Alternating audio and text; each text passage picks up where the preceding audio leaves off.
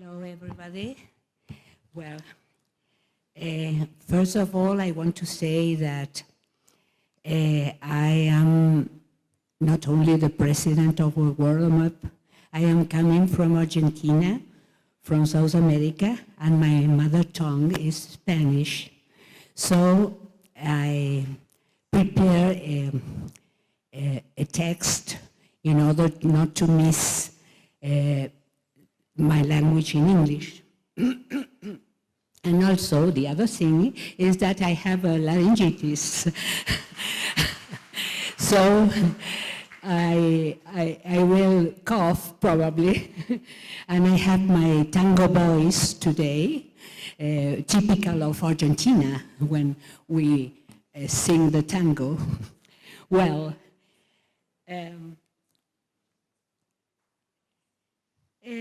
really, I always say, I always take some ideas of Jerome Bruner when he says that pedagogy is a conversation. Really, pedagogy is a conversation with politics, with policies, and policies with pedagogy and research. So it is an open and a broad conversation between many people, and today it was demonstrated because we have been developing from different views the same line, the same ideas around right from the start for ECCE and rights from the start. So Rokaya had made my work very easy because she referred indeed about this amazing global report on early childhood care and education published together with UNICEF and with the World Bank and other actors. And this is also a change of paradigm because usually UNICEF goes in their way taking the first years of life or focusing on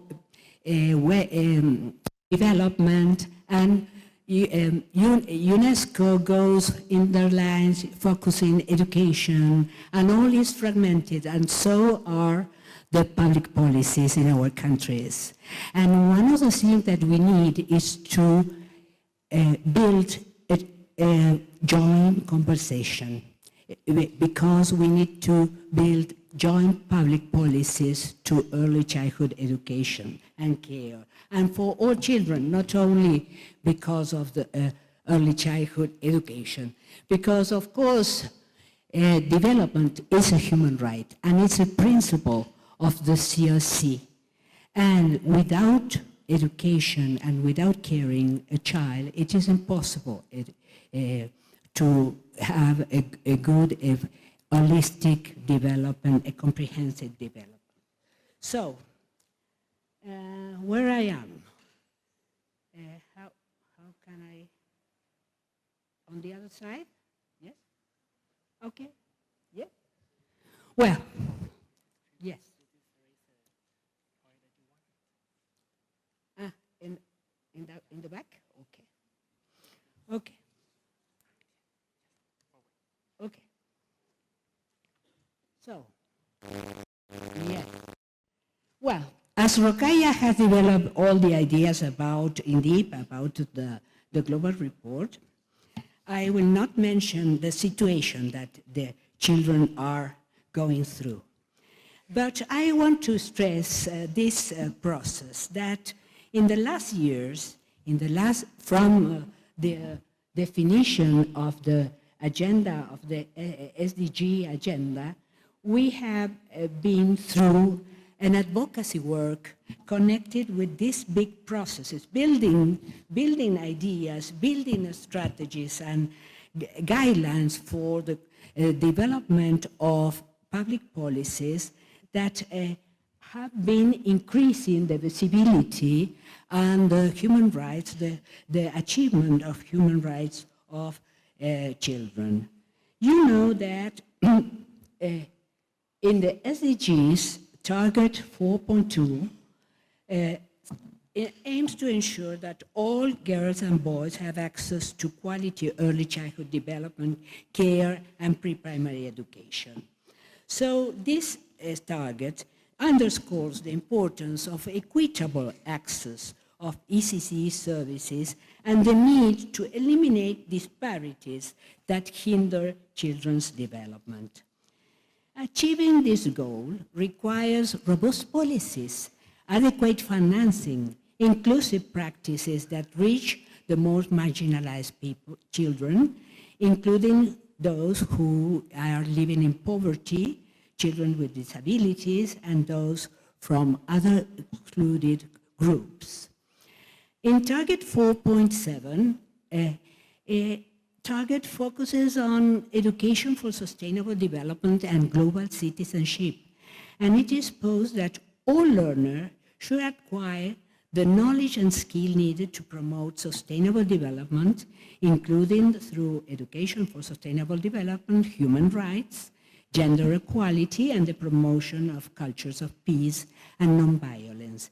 So sometimes when we are advocates, we are forgetting that the connection between both targets, but it is so important because Target 4.2 gives us the framework of what is important to learn for developing as a citizenship and as a person. In order to boost the achievement of the Education 2030 agenda after the most serious period that we have during the COVID pandemic, and to counter the global education crisis, the United Nations convened the Transforming Education Summit in September, it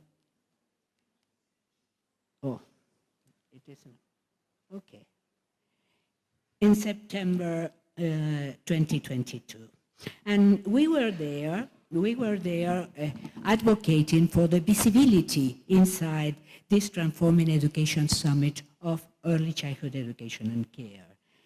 Its agenda is intricately linked to the goals, and this agenda outlines a vision of educational systems that should be resilient, inclusive, adaptive to the changing needs to societies, and it emphasized the need for systemic changes that align with the principles of SDG 4.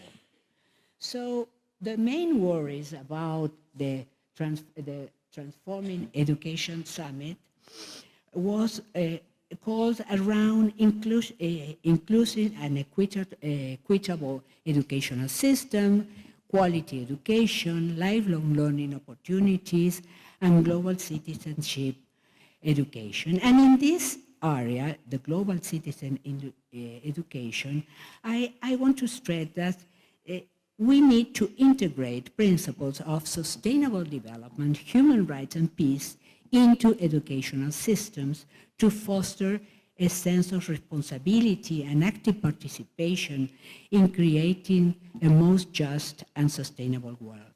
This last point is related to the belief that education must promote critical thinking about unfair economic, social, and cultural structures and promote knowledge to expand individual and collective freedoms, opportunities to enjoy human rights, and to contribute to democracy. And in this sense, OMEP, as a member of the Global Campaign for Education, has enriched this vision regarding the conceptualization by also including the perspective of transformative education, because one thing is the concepts are not exactly the same. The concept of transforming education and transformative education are complementary, but they do not mean the same. While the first refers to the necessary transformations of the institutional mechanism and the public policies around early childhood education, the second is related to the transformative role of education in our societies. In this effort to transform education, the second World Conference on Early Childhood Care and Education was convened in November 22, and we were there also. The Tashkent Declaration adopted in this conference further reinforces the TESS commitments. The declaration outlines a set of guiding principles and actions to transform early childhood education globally. And these are the main ideas, the guiding principles, and all these key points are included in the idea of universal access. Sorry, I am a little, yes, here. Universal access, quality and equity, and integrated services, because this is a key issue that in order to guarantee the interconnection and interdependence of human rights, recognizing that the interconnected natures of children development, the Declaration advocates for services that can combine education, health, nutrition, protection. This holistic approach is essential for addressing the diverse needs of young children and their families. During the processes of the Transforming Education Summit and the Tashkent Declaration Conference, we constantly advocate from the perspective of human rights. The human rights perspective is fundamental to our understanding of early childhood care and education, and the Convention on the Rights of the Child provides a comprehensive framework for ensuring all children's rights, focusing on the right to education, because we always say education is a right and is a tool for achieving the rest of the rights. All the general observations of the committee, all the general comments, sorry for my Spanish English, general comments, are very important for our advocacy work. We need to read them, we need to learn about them, but I want to stress only 2 or 3 around today in my presentation. Of course, one of the general comments, the key point is the number 7, that emphasizes that early childhood is a critical period for realizing rights enshrined in the CRC, and also explain how we can achieve, how we can orient each human right, how we can explain each human right in this particular stage of life. At the same time, the general comment 17 is on the right of the child to rest, leisure, play, recreational activities, cultural life, and arts. Highlight the importance of play and creative activities in early childhood, and underscore the importance of play is not only a fundamental right, but also essential for cognitive, social, emotional development, but also culture, because some of the proposals we have, some of the institutions we have all over the world deny the possibility of access of culture.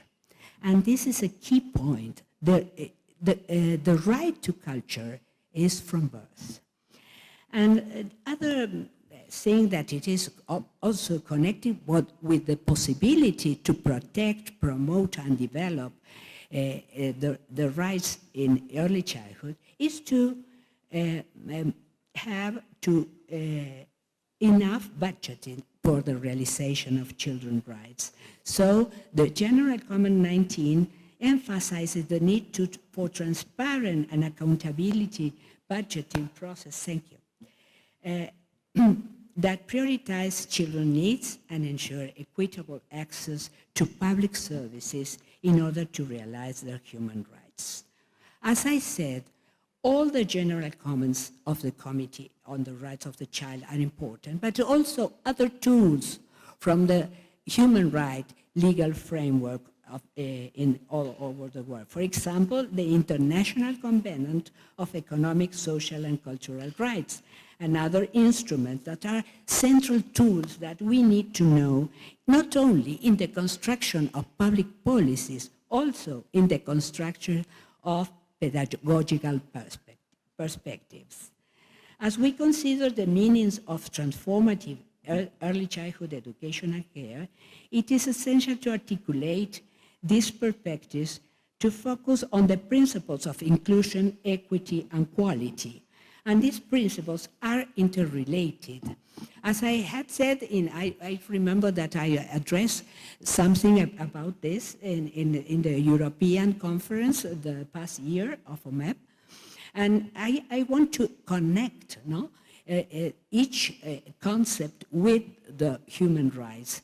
And inclusion, of course, in ECCE means that every child, regardless of background, have the right to access to quality early experiences. And this concept correlated with the principle of non-discrimination of the CRC. Equity proposes overcome homogeneous policies and practices that offer everyone the same and address the specific and do not allow to address the specific needs and cultures of each child. It involves providing target support to vulnerable and marginalized children, but at the same time taking in the horizon that all rights are universal. Quality involves providing rich learning experiences that support children's comprehensive development. So this includes well-trained educators, inclusive and culturally relevant curriculum, safe and stimulating environment, and also comprises accountability and effective assessment of policies, programs, and institutions in the light of the principle of the best interest of the child.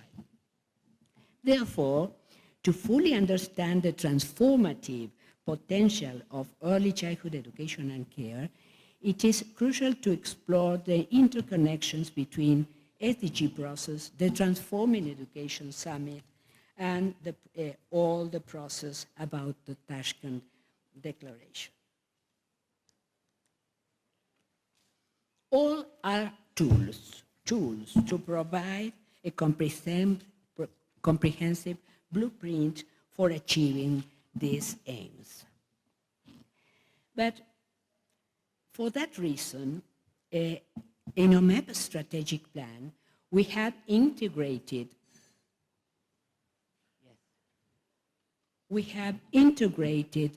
all these principles, and we have been developing together with other society organizations an intense advocacy work, and of course with UNESCO mainly, no? And here are some key areas. Policy and legislation. Rokaya had said about that, no? Children need enacting laws, because for now, education and care is a privilege. It is not a right for all. So we need new mechanism and for accountability and for enforceability for the states.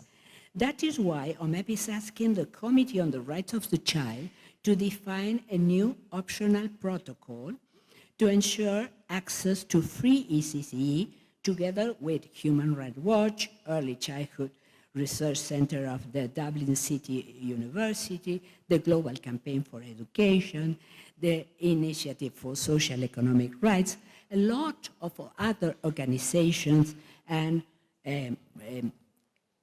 people that are really committed with achieving this goal. Investment and financing.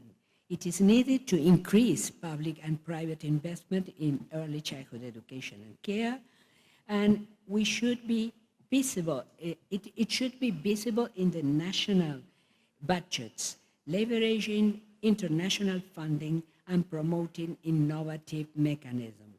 It is not true that there is no money. It is not true. Rokaya showed a beautiful slide that we need to advocate a lot and we need to share how much money we need in order to guarantee only 1 year.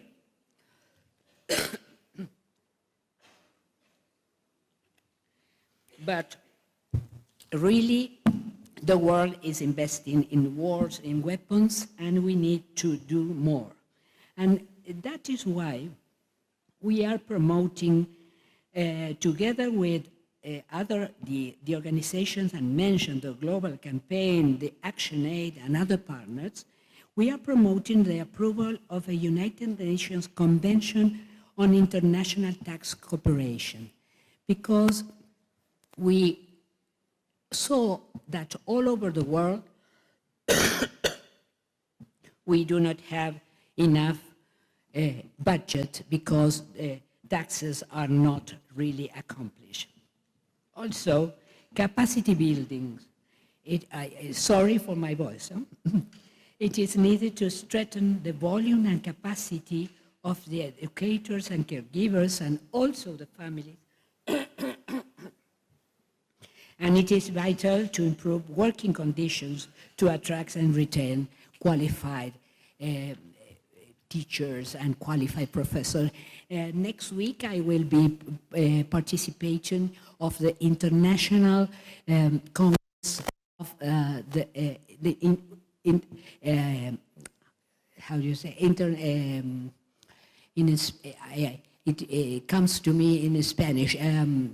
Education International, that is joining all the unions, and it will be, luckily, in my country. So all the unions will be there, and we will present our analysis that was done by Matthias Urban in the university and other colleagues from the University of Dublin about what had happened with the guidelines on decent work for early childhood education and care.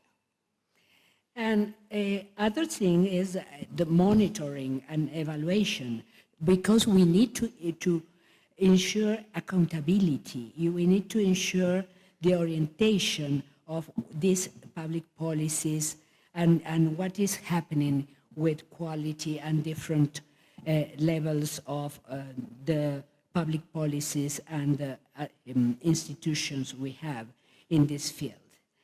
But as one thing that I love to in this is that to say that, okay, no, on the other, okay. We have all commitments. We all have commitments all over the world. And one of the important things of the Tashkent Declaration is that it's not only a declaration, it is a commitment to action. And we have different actors. And inside, for example, we have UNESCO, and has been the forefront of supporting ECCE policies, guidelines, capacity building support, and advocacy for the integration of early childhood education in national educational system. And with this report we had, and the other report, the global monitoring report and so on, that helps us to have data in order to advocate and provide transforming early childhood education. UNICEF, of course, focus on the holistic development of young children, emphasizing the importance of health, nutrition, protection, in addition to education. So UNICEF programs aim to reach the most vulnerable and marginalized children, and of course, focusing also the first years that are so important, and the work with families in a very broad sense. At the same time, we had the World Bank, and I have some things to say about the World Bank. Because the World Bank provides financial and technical assistance to some countries to develop and implement ECCE programs. However, from my point of view, its work perspective does not adequately really do not focus on the economic and financial issues that affect state governance and their educational investment policies. The World Bank action should work onto its expertise by developing and supporting initiatives to improve the volume, the efficiency, the effectiveness of states' budgets, as well as in the promotion of innovative financing mechanisms based on tax justice. And I have seen in many meetings we have in UNESCO that they address about quality, about teachers. And I think that we are the expert about that. And educators and members of the educational system can develop really helpful diagnosis and strategies to transform ECCE and strengthen educators' capacity and improving learning outcomes. And of course, the other actors are civil society organizations like us that are also playing a key role in promoting early childhood education. We have been promoting early childhood education for 76 years. So the global campaign, Human Rights Watch, Right to Education Initiative, Plan International, a lot of big and small organizations from the civil society area are pushing the idea. And not only the idea, concrete actions, because you know that OMEP has been part of the drafting group of the Convention on the Rights of the Child and of the General Comment Number 7 and the drafting of the Tasken Declaration. So we are there advocating for early childhood and putting the voice of children inside these processes. So I think that I am okay. I am a little late with to the other side. What is an OMEP proposal? We have been through 2 days of World Assembly, and we have proposed ourselves to develop a better compromise, a better commitment for early childhood education. And many years ago, Ingrid Pramling, who was one of our past presidents, had the idea to promote a United Nations decade on early childhood education and care. And I always think that it was an extraordinary idea. And that was why we included in our strategic plan recently. And when we were working together with the Global Partnership Strategy on Early Childhood, we managed, Rukaya supported it a lot, to include this proposal in the Global Partnership Strategy on Early Childhood. A United Nations decade for early childhood would serve as a dedicated period to mobilize global efforts, resources, and political will to prioritize advance in early childhood education and care. The declaration of such a decade would recognize the fundamental importance of early childhood and bringing to the forefront of national and international agendas all these intentions, these aims. What is the rationale of the decade? Sustain a focus and momentum. Promote global collaboration and partnerships. Increase investment and resources. Monitoring and accountability. Advocacy and awareness. And of course, concreting all the commitments that are inside the Tashkent Declaration. But we know that we are far from this commitment, far from achieving. We need more. We need to think in 5 years, but we need to think in what will happen later. So, in conclusion, The meanings of transformative ECCE lie on our collective commitment to inclusion, equity, and quality. By embracing these principles and taking concrete actions, we can ensure that every child has the right to a strong foundation for lifelong learning and development. Let us draw inspiration from the global report of the early childhood care and education that was deeply explained by Rokhaya, the commitments of the United Nations Summit to Transform Education and the Tashkent Declaration and all the human rights international legal framework as to work together to create a fair and happy future for all children. The proposal of a united decade for United Nations decade for early childhood education and care represents a significant opportunity to advance these goals.